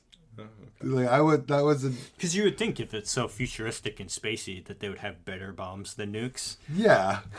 I would think so. I would also think so, which they might still, because there's that weird discrepancy to, like, guns exist, but, like, most people are using swords. Like, guns are usually on mounted artillery, like helicopter. Well, I forget what they fucking call them, but it's like the hummingbird ship things, the ornithopters. Well, in their Dune's defense, and everyone's defense in this, in my opinion, because others would differ, sword battles are way more enjoyable than gunfights. So who gives a fuck about the reason? Yes. It's true. Oh, there's so many scenes, like, they'll literally just, like, hide in the sand, so, like, enemy force will walk through, and then suddenly a bunch of warriors just come out and fucking cut them in half. Oh. So good. But manga? Yes. All right, real quick then. What would happen? Well, actually, no, because Dune is 5 books. Oh, it's a lot. But the main author wrote, I want to say 3 to 5, yeah. Because then he let someone else take over the rest of his series so he could live a life, I suppose. Really? I believe so. Maybe 6 books. I think, because I know the original trilogy is absolutely him. Kind of pompous of him then for talking so much shit about Tolkien afterwards. Was it him or George R. R. Martin that talked shit about Tolkien? Oh, both of them. I think they're all just assholes. I think that's the moral of the story. Tolkien also, I think Tolkien kind of started it against the Dune guy. Not really. It was just because somebody sent Tolkien a copy of Dune, because Tolkien wrote a lot of letters to people. Yeah. So when he read the first Dune book, and he was kind of passive aggressive in his description. It was only 2 sentences long, but basically saying he just disliked it greatly. But then ever since then, I think the Dune author made it a very point to state that his story is better than Lord of the Rings, and that he just didn't like So Tolkien. it started beef. Yeah, and then J.R. Martin, I think, just in his mind, also thinks. Again, it's just whoever likes whatever. Yeah. I'm not saying Dune's better Plus, or Lord of the Rings is better or whatever. From what I heard from my partner too, he hates the Dune book. He could not sit through it. He said it's so boring, but he loves these fucking movies. He's like, man, I love all this shit they cut out from that book. Well, all right. So he said those words exactly. All right, so I'll make another point. I'll remember to put this in, but J.R. Tolkien, G.R. Martin, George, Lord, Tolkien or Martin. Martin doesn't dislike Lord of the Rings. He is a huge inspiration of his. He dislikes, in his words, that more characters don't die in Lord of the Rings. He respects what Tolkien did and uses it as a jumping off point for his own ideas on how to make something more interesting. Because in his words, too, he hated the fact that Gandalf comes back to life. And I think something that they both hate is that there's no consequence to government. Because I feel like that's also something Dune and Game of Thrones really want to push is like the politics. They really put politics at the forefront, and I love politics. Which makes sense in their stories, but like the Lord of the Rings. The Lord of the Rings doesn't have to be what they saw it to be. It's the hero's journey. Yeah, but Lord of the Rings, in response to what you just said, the Lord of the Rings is not an easy book to read. No, I wouldn't assume that at all. I don't think any of these 3 books are easy books to read. So I haven't read the other books. I've read Lord of the Rings, and right now I'm reading it to my son every night, and it's just reminding me of it. But he will spend 4 straight paragraphs describing a tree. Oh, I hate that shit. I had a friend that was reading Grapes of Wrath. They told me the first whole chapter was describing sand. I was like, I'll never touch that fucking book. So he goes into great descriptive detail of things. So because there's you know how in the movies there's montages of them walking all over places. Yeah. In the books there's montages of just describing what they're walking over. Like a hill isn't they just walked over a hill. The hill curved in this specific way and the trees were on it. Plush feeling underfoot. Yeah. If I had it here, I'd open to a page and read you a paragraph, and guaranteed whatever paragraph had some kind of description of something in it. Oh, I bet. So that, I'm sure if your partner were to read Lord of the Rings, or if he has, I'm sure he would also dislike that for the same I think we're regard. all going to pick up one piece of this triangle, because I'm curious to try to read Dune. He's read Song of Fire and Ice, and you've read Tolkien. The thing I find most interesting with Dune is more of its comment on the destined hero trope, the Luke Skywalker. It kind of takes that as but what if that's not a good thing? And they kind of play with that a little bit more. It doesn't straight up subvert the hero's journey. It doesn't go no, the hero's journey is shit. It follows it, but also examines it along the way. And I really, really dig that. Paul's the chosen one, but he knows he's the chosen one, and he knows the prophecy is bullshit. So it's this weird dynamic, and the whole second movie really plays on that. And I was already interested in that after the first. Well, that's what I like too about Lord of the Rings. There are no chosen ones. Yeah, I do like that too. And at the end of the story, it's a hero's journey without a prophesized chosen one. Yeah, and at the end of the day, the hero fails. Frodo fails to destroy the ring. He claims the ring in the cracks of doom. Instead of destroying it, he claims it as his own, puts it on, and chooses to take dominion of the ring and use it. And it's only because Gollum is there and attacks Frodo and steals the ring from him and then trips and falls into the fire is the ring destroyed. Yeah. So, really, Gollum is the hero, because if Gollum was never around, Sam wouldn't have been able to... Frodo was invisible. Sam couldn't fucking see him. Something tells me Paul isn't going to be the hero of Dune either. Well, I saw an interview with the author of Dune, saying, this old interview, saying something too about how he finds himself in command of these things. And I don't remember all the details, but basically saying that he makes mistakes, and those mistakes cost lives and stuff like that. So I know at some point he's gonna make some big decisions that cost a lot of lives. It sounds like it's like the dangers of putting your faith in people above you, whether it be religion, prophecy, government, any of the above. Even good-intentioned people that have lives on the line under them are going to have sacrifices that are bad. Yeah, so I mean, all three of these stories are very vastly different from each other. That's why I find it so fucking interesting. Because like Game of Thrones is more of just medieval storytelling with fantasy elements. It's kind of like life's not important. Yeah, and it's like also to the extremes of people can die and people will die type deal, you know what I mean? Nobody is safe from death. The only person that people think has a plot armor in Game of Thrones is, everyone assumes, is just Jon Snow. Because he's the prophesied child in for Song of Fire and Ice. Song of Fire Brutal. and Ice, yeah. But we don't know what's actually going to happen in the books. We know what happened in the movies, in the shows, but how the last book ended for Jon did not end very well for him. The thing I like with Game of Thrones' like view of everything is that no one's the good guy, really. Yeah. Everyone is self-referential. They want to do what's for their family, sometimes for their people, but... Yeah, and Lord of the Rings is very black and white. These are the good guys. Yes. This is the bad guy. There are people that were good guys that went to the bad guy. There are no bad guys that went to the good guys. Dune seems black and white at first because there's obviously good guys and these indigenous tribes that have their homes taken. And then the Harkonnens, the bad guys, live on a black and white planet with a black and white sun with black and white fireworks. How do they have a black and white sun? It's fucking cool. I'm sure it is. It is fucking cool. And you should never do this ever, but you're just thinking physics in a fantasy world. But because our sun, contrary to popular belief, is white. Yes.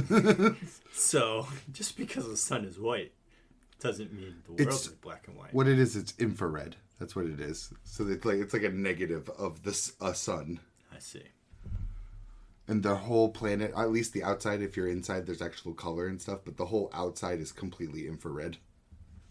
So fucking cool. But it's very clear the bad guys. The leader of the Harkonnens literally bathes in, like, black ooze. Oh, that guy, the fat, bald guy? Yeah. Yeah. Bad guys. Bad guys. Sith. Bad guys. Bad guys. Sauron. Bad guy. Bad guy. The Night King. Yeah, I was trying. I didn't know what he was called though. I just find them all very interesting. The triangle, the triad. I would also probably not be able to read Song of Ice and Fire though. I want to try. I might try Dune first because I'm just. Well, the problem with it is that each new book gets bigger and bigger. They're fucking massive. It's scary. Especially the last one, and then the new one that's. He said it's at, like, before it got to his editor, it was at, like, 1,400 pages or something. Like, bro, so Lord of the Rings isn't 1,400 pages. Too much.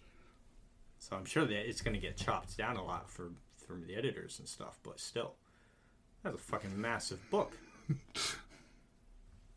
That's a lot. It's too much.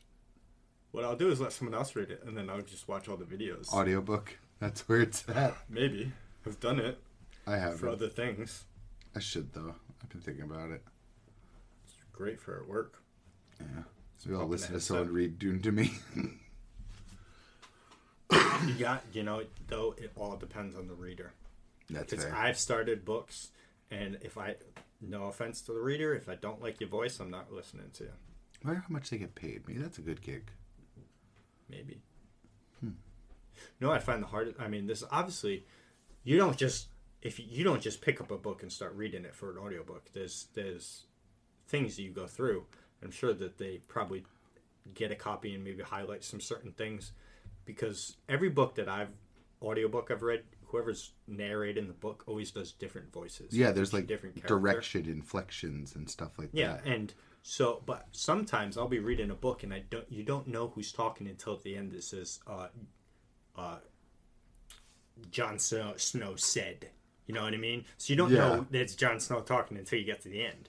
So if you're reading it, you don't know to put on your Jon Snow voice. Yeah. Or your Gandalf voice. Solves that. Or your fucking Dune person. Paul. Paul.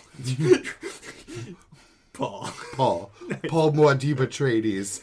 The Lisan Al-Gaib. Mahdi. Paul. It's much easier, isn't it? It is. He has a Daenerys amount of fucking nicknames. Oh, yeah. She's got a lot, too. It's Muad'Dib, Mahdi, Lisan Al-Gaib. Oh, God, I'm forgetting one. Oh, yeah, the Kwisatz Haderach. Daenerys still got him beat. Yes. For now. Duke of Arrakis. Oh, you're getting there now. And then it's just his name, Paul Atreides. Oh. The difference is he doesn't have to say all those all the time. Some of those are just nicknames. Just like Daenerys, Stormborn, Targaryen, Mother of Dragons, Breaker of Chains. Breaker of Chains is the lit one. I did see that fucking shit where they catapulted the chains into the slave colony. That's a big dick move. And she's got a few others, like, the Khaleesi. The Khaleesi. Yeah, and some others, but... I was going to say, I wonder if Dune actually has the Fremen speech in writing in the book, because I would love to hear the person reading it in an audiobook have to say it. Oh, there'll be straight up times during reading Lord of the Rings that an elf will just start speaking Elfish. Isnatajash. The only Chakobs I had to throw It's out. just lit. No, it's good.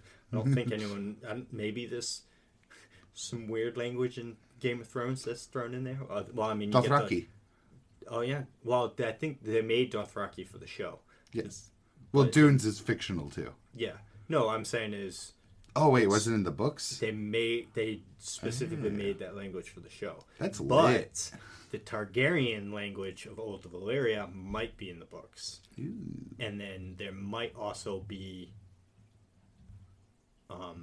like the Dawnish language. I think Dawn speaks different language. I could be wrong about that. But I know the Targaryens speak Old Valyrian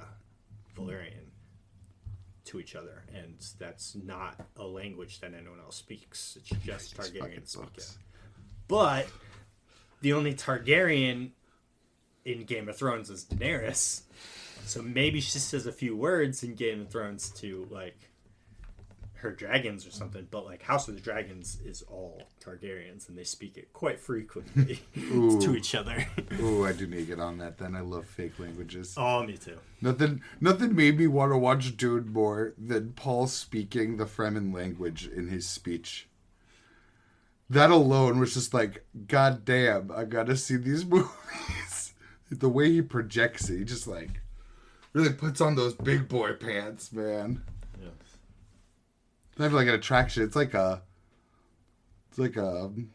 testosterone to testosterone, like, namaste, my testosterone recognizes yours. Nice. I dig it. So good. But like you said, manga, Yeah, with our 10 minutes. Kagurabachis. Yeah. We'll save Dawn to Dawn for a threefer, because I don't even think we have time to talk about the two we had of Dawn to Dawn, to be fair. No. Because I straight up almost cried in the car reading that. I'm not going to lie. It was quite depressing. I was literally tearing up. Yeah. Poor Zuma. I'm glad we're talking about Kagurabachi, because the shots of Hakari this fucking chapter are just divine. Just the whole fucking chapter was lit. I'm trying to get to the chapter 2. Kagurabachi. Kakali. Urai.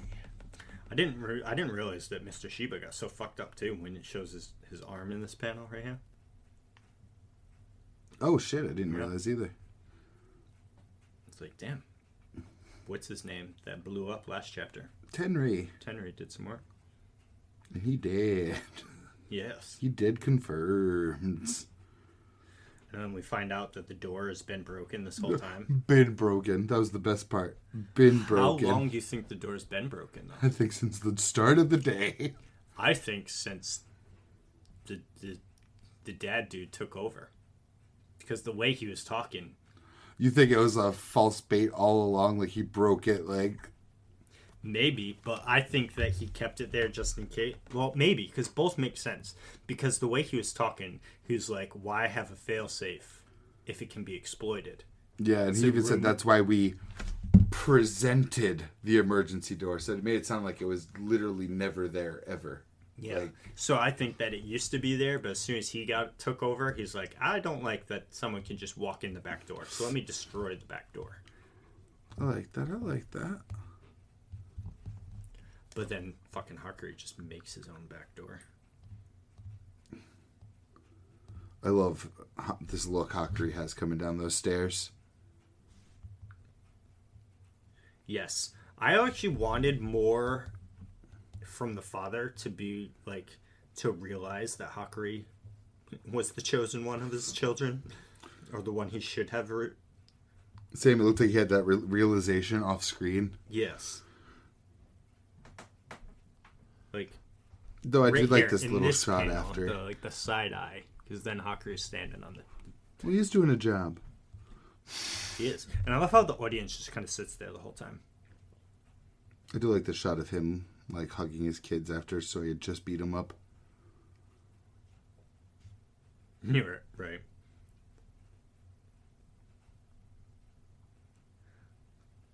Then fucking one the last May before Cloud Gouger is destroyed.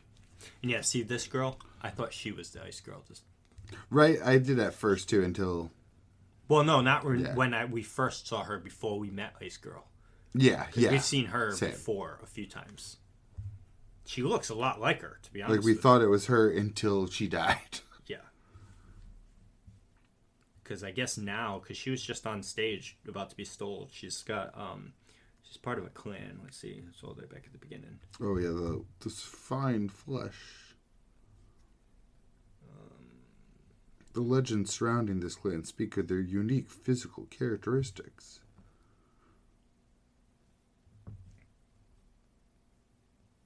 She does look an awful lot like the fucking Ice Girl, though. She does.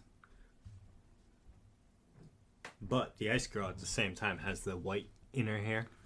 And her hair is a lot different, though. And that chapter made me so sad. That was such a good chapter. It was. And then right at the end, Hakuri, we aren't equal. You're actually better because of your determination and my ability. His Chihiro's what do you call it? His faltering twice or whatever. But then he's got N10 back, baby. Please slay my father. You got it. Oh, I just love that. Someone put it side to side too. Put what side to side? Both. He's thrown out a "you got it" before. Oh, nice.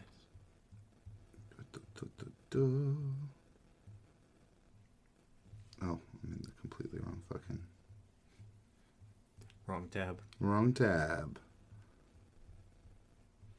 But it looks like this little mini arc is coming to a close. Yes. Well, we're about to get the climactic fight. So yes. Well, we also got to keep in mind we haven't. We don't know if that person truly left or not. The guy that's from the bad guy squad. The shadow organization, yeah. The Kagurabachi. I don't think they're planning to leave without the Shuniichi. No. Because, again, I don't think that either the Kambunami or Chihiro's walking away with that sword. Or if they do, it's going to be how they get in. Because you got to think, too, he just kind of poured it in and poured it out. What? The bad guy. He just kind of dipped. Oh, yeah. So maybe when they take Shuniichi back, if they take it back, he has a way to... there. Mm-hmm. Because again, they also still need to clear the barrier of killing the original owner. So if they could somehow use that to get into infiltrate... Well, it doesn't seem the Kabunami is very inclined to give back the original owner the weapon. So I would not store them in the same facility personally. And I say that word specifically, store them, because he does not seem like he is there willingly. At least in my opinion. Damn. I couldn't scroll through my likes far back enough. I think I've liked like 3 things ever in the history of ever on Twitter. Well, then no one can see them. Well, isn't that a new thing on Twitter I keep seeing now? Yeah. Likes can't be seen. And then protests, everybody started commenting liked under posts they liked. What's the point in seeing what people liked, though? Bounce off for more stuff. Like if it's an artist, you find more artists. Well, because you as your person... It's also for accountability. Which is probably why he took it away. Because people were straight up looking at his likes. Makes sense. Yeah. That'd be a nice, easy comment. When you see someone you're arguing with, you pop over to their likes, you're like, ah, yes, this one's a clear Nazi, liking literal, like, swastika posting. Yeah, yeah, okay, I see it now. That was the best use for it. Yeah, because I was like, who gives a fuck if you can see what memes you like or not? Because that's all I ever think about is memes. So I didn't think about it on a... Even on a personal level, you could at least be like, why am I sitting here arguing with Lolly Enjoyer XXX? Not actually their name, but through their likes. It's like, oh, yes, I can stop arguing with this person now. You could still do that with their reposts, see what they post. Yeah, but people aren't as fast and loose with their reposts. True. But again, I'm also an extreme amateur at the Twitter, and I never once have looked at what other people like. Fair. I flip through my For You and following page. That's it. It's just not for me. I've even done like a call out like, this you liking this shit. It's mostly, again, for my own sake, being like, oh, cool, I don't need to argue with this person. I'm arguing with the clear Nazi. I'm not going to get to like a middle ground here. Well, that's why I just don't argue with or interact with people on the internet. Fair. Because I always... It's never worth it. I always think back to the Xbox lobbies. Oh. Alright, I actually got it. It was when Char asked her, please save me. You got it. I guess it's just his thing. Yep. It's like there's no point in arguing with someone over the internet because they're not gonna ever change their mind. No. And it's just gonna be a waste of your own That's why I call time and energy. That's why I say the main point of Twitter is just to lash at people. It's like all people use it for. Also liked this side by side though. People saying he went back to his old pose and made it better.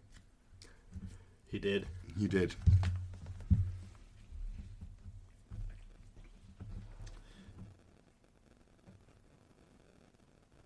But it's okay. Yeah. Chihiro doing Chihiro things. It's looking good.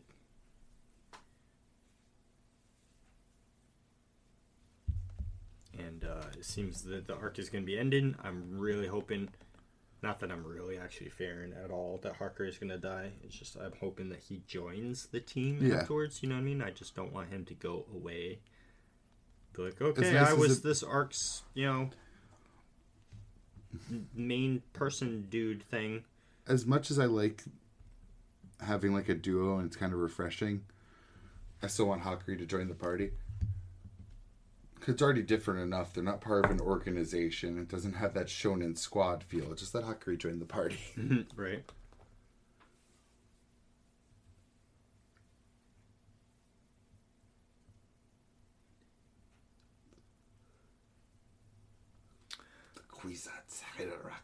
But at the same time, I mean, Hakari offers some stuff, but it's like, what do the other people offer to Chihiro? Like, Well, I lied. I just immediately thought of the perfect offer that she does.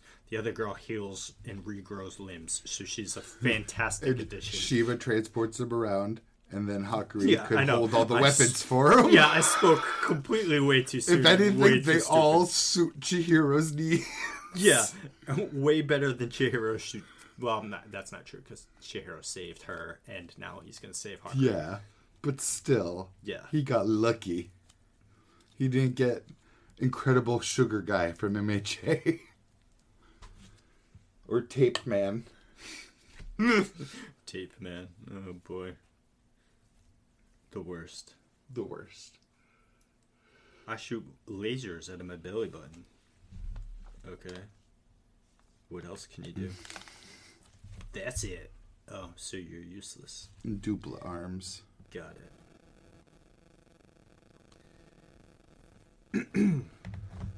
Save the rest for next time. Yes, we'll get the triple trifecta of Dan to Dan. And Sakamoto. Oh, yes. Yes. Maybe we'll read some more Sakamoto, too, because we only read 3 chapters. And It kind of... Yeah. Can I say just one thing about Sakamoto Yeah. real quick? I was so hyped, but then so disappointed. I know exactly what scene. When Sakamoto's wife broke that dude's arm, but then it wasn't Sakamoto's wife, it was the other dude. I did so much scrolling because I paged her. I'm like, wait, what? What? Damn. And then eventually got to the page where it's Nagabu's face. I'm like, ah. Because I was like, yo, she's being a beast right now. She's just like super calm about this. Not Maybe understand what's going Sakamoto on. trained her for some self-defense. Yeah, and well, because at first I was like, oh, she's just not understanding what kind of situation she's in. And then she's like, but the money. I was like, oh no, you cost them money, blah blah blah. And then when he puts his hand there, and then she just like, I was like, yes! I screenshot it. I was fucking amped, and then I flipped the page, and it swapped to the other dude, and I was like, no. I would have been. It would just. I get it. To be fair, at least my favorite dude so far. I think Nagabu's my favorite. Something about it, that smiley demeanor. Sakamoto's probably. I mean, he's just the best. He's the best. That's clear. Oh, I mean, I like Shin's really good. Shin and Lou. Lou's cool. Lou's cool. I do love this sniper guy too. He's so good.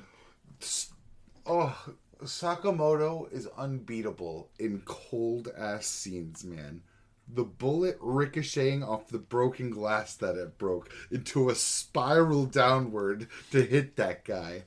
And then somehow shot another bullet to Sakamoto to tell him what's up. And Sakamoto comes up the elevator with it in chopsticks. How he caught it. Fucking fire.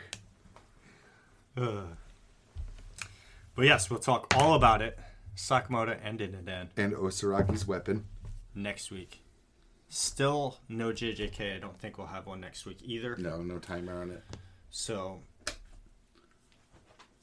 we'll get back to it. Okay. Get well soon, Gege. Yes. Yes, sir. But it's been the Dukes of Weebdown. Dukes of Weebdown. Episode Watch 66. Dune. Watch Dune Part 2, everybody. Well, I'm like the last person to watch it, so... I'm sure everyone else has already seen it. Yeah. They all went to see it in theaters and then saw it again. Except me. Yes. But take care, y'all. Peace. Bye.